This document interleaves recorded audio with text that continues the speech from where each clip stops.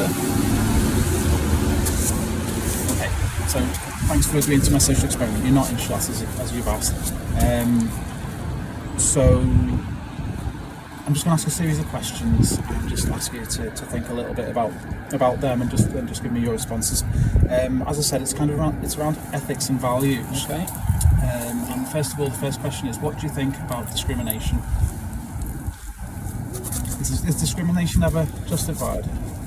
Well, I don't think so, but I mean, we discriminate all the time, but, well, yeah, maybe it is justified actually sometimes, because it depends what you mean by discrimination. I mean, not just people, anything, everything, animals, insects, what? I suppose I mean discrimination in terms of where it's arbitrary differences in individuals, and as a result of those arbitrary differences of a group of individuals, that we say that it justifies difference in treatment, and to the point where it's oppressive. So oppression, I mean by cruel or unjust treatment. Yeah, well, I don't agree with oppression. I don't agree with,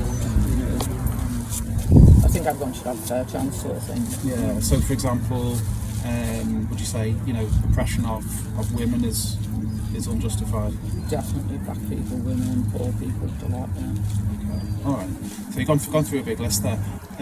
Essentially, where I'm going as well with this is I want to explore the humans are animals, and our relationship with animals. You touched on it a little bit at the start, and whether you feel that it's fair and justified to discriminate on certain animals if they're born into their bodies that they're born into. So I'm talking particularly around cows, pigs, chickens, sheep, and the ones that we typically say are not deserving of respect in the same way, for example, cats and dogs are. Well, I've been a vegetarian since I was 7. Have you? 25 maybe. Oh, okay. I'm now retired. Right, what was your motivation for going vegetarian then? Because of cruelty to animals, Yeah. So I haven't eaten meat for years and years and years and years. And sometimes I think, what's the point anymore? But do you even miss it? Probably wouldn't even remember what it was like. I don't miss it at all. The only thing is if you go out to eat, you don't get much of a choice. That's how it feels like. But so I'm being discriminated. Actually being a vegetarian. But no, it's just something I don't believe.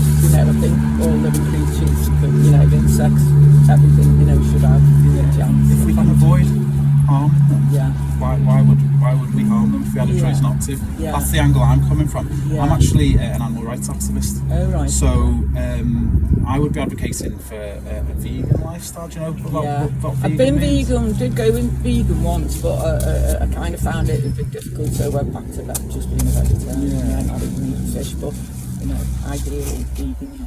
Yeah, because do you know much about the dairy industry and the egg industry, for example? Well, I mean, I should be buying organic. I've got a mate who just buys everything organic, and if it doesn't have organic, he won't buy it. So I don't know how great that is either, but at the same time, because he's got plenty of money, so he can afford the organic stuff and that.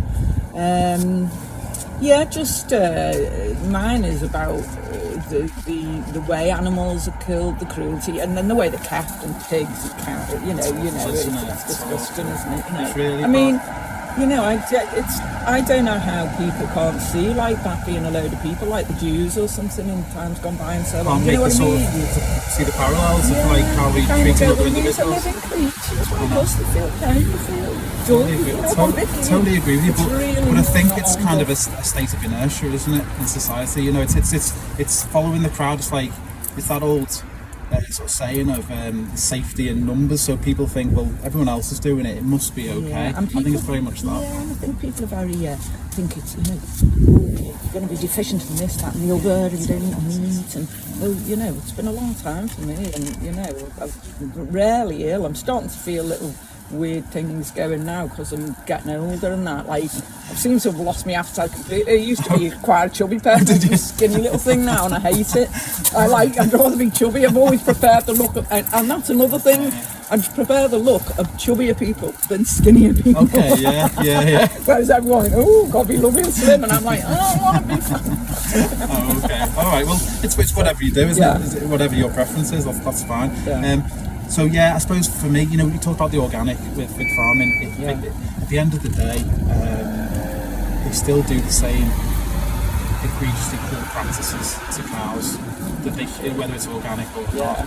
You know, I don't. You know, some people don't really like me going through what happens to them. Yeah. Are you happy for me to go through some of the details? I don't want to. A bit like, but not too Well, tell me if long, it goes too much. Okay. But with dairy, organic or not, what they do is they have to, you know, the cow has to be pregnant to be able to give milk. Mammals, like humans, they have a 9-month gestation period as well. So farmers don't wait around for cows to get pregnant by themselves. Yeah. They are, it's called artificial insemination. It's forceful impregnation. So they masturbate a ball. And they get the semen. They actually, and then they get a big long glove on. It's just on YouTube. They actually have tutorials. It's kind of hiding in plain sight. All this cruelty. Put a long glove on one arm. And a sort of rod that has the semen on it, and the other, they put the arm with the glove up the anus of the cow, hold the cervix, and inject into the vagina of the cow the rod to get them pregnant. And they'll do this year upon year. When the baby's born, each cycle, if the baby's male, they're considered useless to the dairy industry, so they kill them pretty much often on the day that they're born, or you know, they will sell them off to, I think veal's illegal in this country now. Places like Holland, Netherlands and Belgium. I think it is, But people don't realise that if they're buying dairy, they're supporting veal industry as well. Some people say, oh, that's a baby animal, but actually in animal agriculture, most of them are you know, babies, you know, I mean, they're infants. I can feel bad eating an egg sometimes, you know what I mean? So it's like, well, you know, you can go, you know what I mean? I don't have anything. Mind you, that wouldn't be a problem. So there's a whole myriad of other stuff. Like I've been vegan now for 6 years. And there's so many alternatives. Like for example, if you wanted to scramble egg, for example, I still have to scramble tofu. Oh yeah, it tastes almost exactly the same as what I remember eggs to be. But eggs are essentially they're a menstrual cycle of a chicken. And you know, little bloody chicken. And you know when these chickens are popping out an egg like every day, they used to, in the wild before they were selectively bred, they give no more than, well, take give, I shouldn't say give, that's the wrong word. They would lay no more than 12 to 15 eggs a year, because can you imagine as a human female having a period every that often, it would take all the nutrients that you'd lose, so they lose all these nutrients as well. And even things like when they say, you know, you talk about organic and free range is a con, it's a marketing ploy, because they're all in huge barns. And when you say barn eggs and things like this, no, they've got all kinds of different eggs. So what would stop you from going vegan then and just saying I don't want any of that animal cruelty? It doesn't align with your values, does it? Nothing much, because like I say, I haven't really got an appetite these days like I used to. Just absolutely love I've got a huge appetite. I've got a huge appetite, and I don't eat any animal products or too many animal products, so I don't miss it either.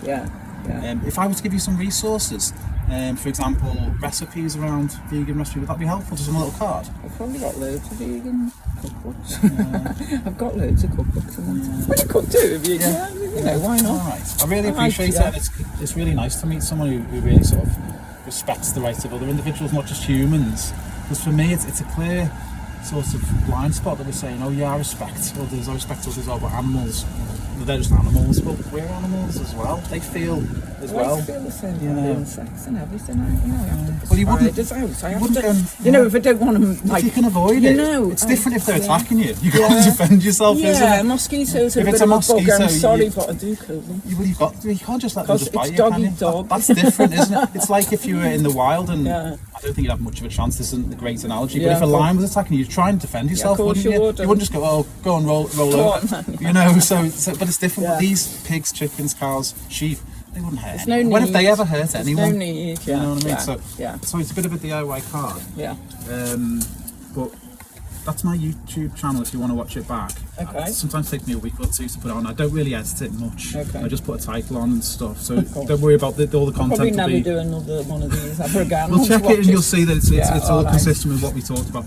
Challenge 22. Well, if you sign up for that on Facebook or Facebook. Oh, just on the website. Then just go on, and it'll give you all recipes every day. And there's nutritionists that can cater to your specific You know needs. what? I've got vegan books. Oh, and there that you I go. could easily. Well, if you need a little bit yeah. more motivation, Dominion. Yeah. I couldn't watch most of it because it's hidden footage of what really happens in animal agriculture. And it's getting to me where I was going to cry. Like, so I just had to turn off. But the next best thing is the most important speech you'll ever hear by someone called. If you go on YouTube, Gary Yourofsky, I should have written his name on there.